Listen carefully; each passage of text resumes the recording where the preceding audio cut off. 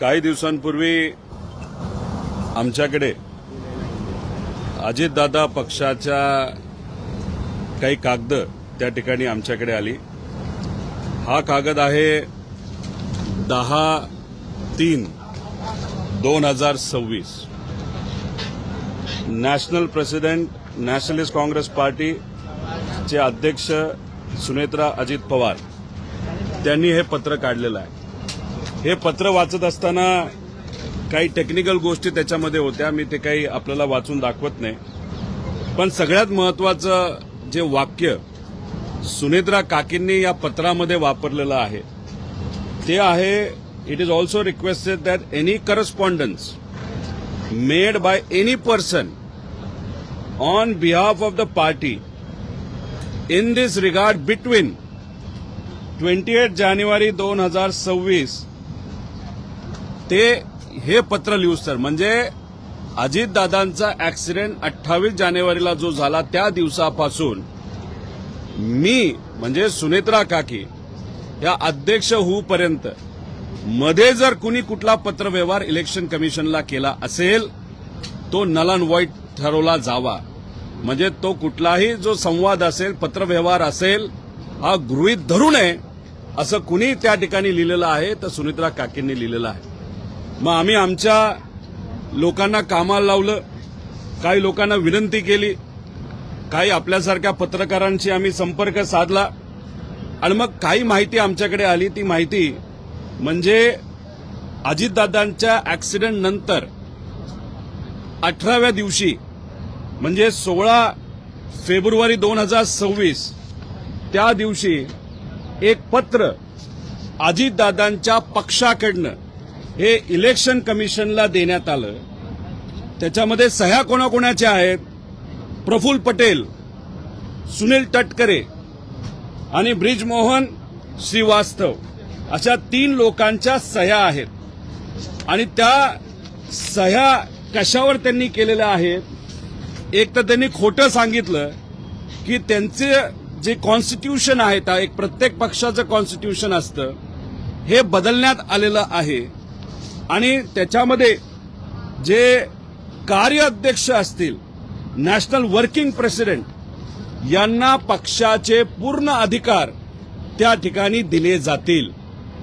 म्हणजे अजितदादांना जाऊन फक्त 18 दिवस झाले होते आणि 16 फेब्रुवारीला हे पत्र इलेक्शन कमिशनला सुनेत्रा काकींना न सांगता, पार्थला न सांगता, बाकी आमदारांना विश्वासात न घेता हे या 3 नेत्यांनी, खास करून प्रफुल्ल पटेल आणि सुनील तटकरेंनी ही ताकद त्या पक्षाची आणि पूर्ण अधिकार जे अजितदादांकडे होते ते पूर्ण अधिकार हे प्रफुल्ल पटेलांना या पत्राच्या माध्यमातून त्या ठिकाणी दिलं गेलं। जे सुनेत्रा काकींना कळलं असावं म्हणून त्या राष्ट्रीय अध्यक्ष झाल्यानंतर त्यांनी लगेचच्या लगेच तिथं ते त्या ठिकाणी पत्रव्यवहार केला। आता याच्यामध्ये आपण जर बघितलं तर अजितदादा हयात असताना, अजितदादा जिवंत असताना अजितदादांच्या घराबाहेर ब्लॅक मॅजिक केलं जातं। कदाचित नाशिकचाच जो बोंधू बाबा आहे त्या माध्यमातून दादांच्या घराबाहेर तिथं काळी जादू करण्याचा प्रयत्न, नाही तर पूजा करण्याचा प्रयत्न त्या ठिकाणी होतो। मग ती काळी जादू नाही तर तो जो काय पूजा आहे त्याच्या मागे करण्याचं कारण म्हणजे पक्षावर कंट्रोल यावा, असं काय होतं का? त्यानंतर 28 तारखेला दुर्दैवी अजितदादांचा ऍक्सिडेंट झाला का घातपात झाला याची चर्चा आणि ते आम्ही सर्वजण शोधतच आहोत। पण योगायोग बघा, दुसऱ्या दिवशी म्हणजे 2 दिवसात पियुष गोयल साहेबांचं स्टेटमेंट देतं। काय स्टेटमेंट देतं? की प्रफुल्ल पटेल हे अजितदादा पक्षाचे राष्ट्रीय अध्यक्ष झालेत। ठीक आहे, त्यानंतर ते बोलले की मी चुकून बोललो, पण क्रमवारी बघितलं तर कुठंतरी असं दिसतंय प्रफुल्ल पटेल, सुनील तटकरे आणि काही मोठे इतर पक्षाचे नेत्यांमध्ये कदाचित ह्या सगळ्या गोष्टी आधीच ठरल्या होत्या। आणि मग या आधीच सगळ्या गोष्टी ठरल्या होत्या, आधीच जर ठरलं होतं की पक्षाचा कंट्रोल घ्यायचा, तर मग जेव्हा अजितदादांची अंतविधी होत होती तेव्हा प्रफुल्ल पटेल आणि सुनील तटकरे तिथे आले। काय हेतू गुण तिथे आले होते त्याच्या मागे 27 तारखेच्या बैठकीचा पण काय हेतू होता, का डिले केलं गेलं, हे कुठं ना कुठंतरी त्या ठिकाणी तपास केला गेला पाहिजे असं आमचं त्या ठिकाणी मत आहे.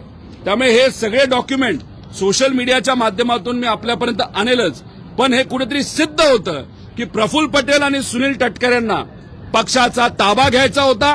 कारण का अजितदादा हयातीत असताना जे फालतू खर्च होते, नरेश अरोरावरचा खर्च असेल, इतरही काही खर्च असतील, काही गोष्टी पार्टीमध्ये चुकीच्या पद्धतीने होत होत्या, काही लोकांचं कर्तृत्व नसताना सुद्धा त्यांना मोठी मोठी पदं पक्षामध्ये दिली होती आणि मग दादा कार्यकर्त्यांचं आमदारांचं ऐकत होते. पण या लोकांचं ऐकत नसल्यामुळे मग ह्या लोकांनाच कुठेतरी असं पाहिजे होतं का की अख्खी पार्टी आपल्या कंट्रोलमध्ये त्या ठिकाणी यावी आणि मग अजितदादांचा ऍक्सिडेंट होणं, पार्टीचा कंट्रोल करण्याचा प्रयत्न त्या ठिकाणी करणं, सुनेत्रा काकींना हे सगळं कळणं. आता सुनेत्रा काकींना मला एवढंच त्या ठिकाणी सांगायचं की राजकारण लय वंगाळ झालेलं आहे.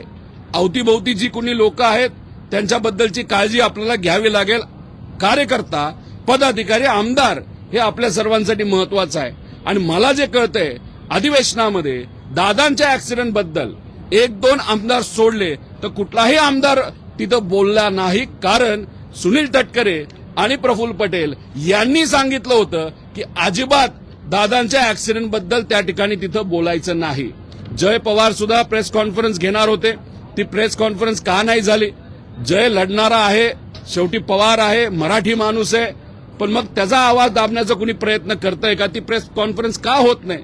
ह्या सगळ्या गोष्टीकडे बघितल्यानंतर आमचं मत आहे की कुठंतरी हा कट आधीच रचला गेला होता का?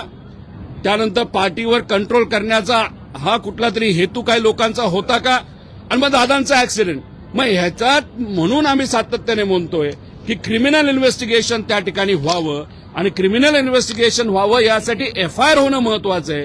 जो एफआयआर काल बँगलोरला कर्नाटकामध्ये झाला आणि तो कालच आपण जर बघितलं तर हा इथं आता डीजीपी महाराष्ट्राकडे ट्रान्सफर करण्यात आलेला आहे. आणि शेवटची जर आपण त्या ठिकाणी हे बघितलं त्याच्यामध्ये तिथं सांगण्यात आलेलं आहे की हे सगळं आपल्याकडे आलेलं आहे, आता आपण त्याच्यावर त्या ठिकाणी कारवाई करा. म्हणजे कर्नाटकाच्या पोलिसांकडे आता हा तपास राहिलेला नाही, हा तपास आलेला आहे महाराष्ट्र पोलिसांकडे. आता महाराष्ट्र होम मंत्रालय, पोलीस या बाबतीत काय निर्णय घेतात हे या ठिकाणी आपल्याला बघावं लागेल. पण याच्या मागे, दादांच्या घातपातच्या मागे, नाही तर ऍक्सिडेंटच्या पाठीमागे काय रणनीती होती, काय कट कारस्थान त्या ठिकाणी झालं होतं आणि कुणी रचलं होतं हे बघायचं असेल तर क्रिमिनल इन्व्हेस्टिगेशन होणं हे महत्वाचं आहे असं आमच्या सगळ्यांचं मत आहे. 26 फेब्रुवारीचं तुम्ही जे पत्र म्हणतात त्यात काय नेमकं म्हटलंय? कॉन्स्टिट्यूशन मध्ये बदल झालाय पक्षाच्या असं तर म्हटलंय, पण इतर काय बाबी आहेत जसं त्याच्यामध्ये बऱ्याच बाबी आहेत, पण त्यात असं सांगण्यात आलेलं आहे की the national president shall preside over the national convention and his her absence the national working president shall preside. म्हणजे नॅशनल वर्किंग प्रेसिडेंटला सगळी ताकद मिळली जाईल जेव्हा तिथं राष्ट्रीय अध्यक्ष नसेल. मग कोण आहे वर्किंग प्रेसिडेंट? प्रफुल्ल पटेल आहेत. मग पूर्ण ताकद कोणाला पाहिजे होती? प्रफुल्ल पटेलांना पाहिजे होती. हेच तर आम्ही सातत्याने त्या ठिकाणी सांगत होतो. त्यामुळे 13 दिवस सुद्धा झाले नव्हते, एकच पॉलिटिकल स्टेटमेंट मी त्या ठिकाणी केलं होतं. आम्ही म्हणालो होतो की त्या पक्षाचे राष्ट्रीय अध्यक्ष ह्या सुनेत्रा काकीच झाल्या पाहिजे आणि महाराष्ट्राचं उपमुख्यमंत्री पद सुद्धा त्यांनाच त्या ठिकाणी मिळालं पाहिजे आणि सगळे कॅबिनेट मंत्रीपद जे अजितदादांकडे होते ते सुनेत्रा काकींकडे गेलं पाहिजे असं आमचं सगळ्यांचं मागणं होतं. ठीक आहे, फायनान्स आत्ता मिळालं नसेल, पण आता हे अधिवेशन झाल्यानंतर फायनान्स त्यांना मिळेल असं आम्हाला कळतंय.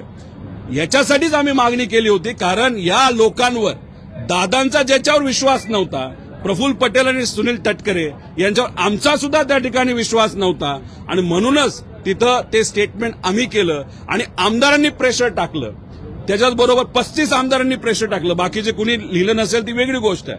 त्यानंतर काही पदाधिकाऱ्यांनी प्रेशर टाकलं. म्हणून काकी ह्या राष्ट्रीय अध्यक्ष झाल्यात, म्हणून काकी ह्या उपमुख्यमंत्री झाल्यात आणि नक्कीच उपमुख्यमंत्री होण्यामध्ये सीएम साहेबांचा नक्कीच मोठा वाटा आहे आणि वरून केंद्रीय जे भाजपचे मोठे नेते आहेत त्यांचाही त्याच्यामध्ये वाटा आहे.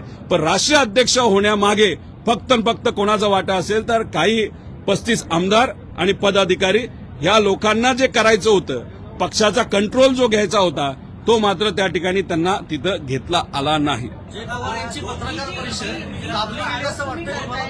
जय तुम्ही पवार करताय की 16 फेब्रुवारीलाचं हे पत्र आहे, पण त्यापूर्वी सुद्धा असा प्रयत्न झालेला होता का? कारण तुम्ही एकूणच अजितदादांचा अपघात हे सगळं षडयंत्र होतं असा तुमचा आरोप आहे. तर हे पत्र लिहिणं हे सुद्धा पूर्वनियोजित होतं का? हेच तर मी तुम्हाला सांगतोय. 28 तारखेला अपघात होणं, 28च्या आधी ब्लॅक मॅजिकची पूजा होणं, तंत्रमंत्राच्या पूजा त्या ठिकाणी घराबाहेर होणं, 28 तारखेला ऍक्सिडेंट होणं, 2 दिवसातच पियुष गोयल साहेब तिथं बोलून जातात की आता राष्ट्रीय अध्यक्ष हे प्रफुल्ल पटेल त्या ठिकाणी झालेले आहेत. म्हणजे कुठं ना कुठं तरी हे आधीच सेटिंग झालं होतं का? आधीच बैठक झाली होती का? आधीच चर्चा झाली होती का? आणि मग तिथं येऊन डोळ्यात पाणी जे आणलं गेलं ते खोटं होतं का? कारण एवढं सगळं तुम्ही त्या ठिकाणी करणार असाल, एवढं कट कार्यस्थान त्या ठिकाणी असेल, आणि मग तुम्ही फेब्रुवारी 16ला एक पत्र देताय इलेक्शन कमिशनला, सगळे अधिकार हे तिथं जे वर्किंग प्रेसिडेंट आहेत त्यांना त्या ठिकाणी देण्यात यावे. आणि ही गोष्ट जेव्हा सुनेत्रा काकींना कळाली तेव्हा त्यांनी हे पत्र त्या ठिकाणी लिहिलं आणि स्वतः त्यांनी लिहिलेलं आहे की 28 जानेवारीपासून ते त्या राष्ट्रीय अध्यक्ष होईपर्यंत जर कुणी त्या ठिकाणी पत्र कुठलंही दिलं असेल ते नल अँड व्हाईट त्या ठिकाणी ठरवावं. म्हणजे सुनेत्रा काकींना कदाचित जी गोष्ट दादांना माहित होती, कोणावर विश्वास ठेवायचा कोणावर विश्वास ठेवायचा नाही, हे काकींना कळलंय असं आम्हाला वाटतं. फक्त एवढंच आहे, राजकारण इतकं वंगाळ झालेलं आहे, आसपास कोण लोक आहेत हे मात्र काकींनी त्या ठिकाणी योग्य पद्धतीने ठरवावं. का? लेगेसी आहे ही, अजितदादा पवारांची लेगेसी आहे, त्यांचं कष्ट आहे 40 वर्षाचं, आणि याच्यासाठीच कुठं ना कुठं तरी त्या ठिकाणी आम्ही हा मुद्दा, हा आमच्या पक्षाचा नसला पण शेवटी अजितदादांचा मुद्दा आहे, त्यामुळे अजितदादांचे कष्ट वाया जाऊ नये एवढंच या ठिकाणी या प्रेस कॉन्फरन्सच्या माध्यमातून यांनी हे कागद मी जे पुढे आणलेले आहेत त्याच्या माध्यमातून या ठिकाणी मला सांगायचं.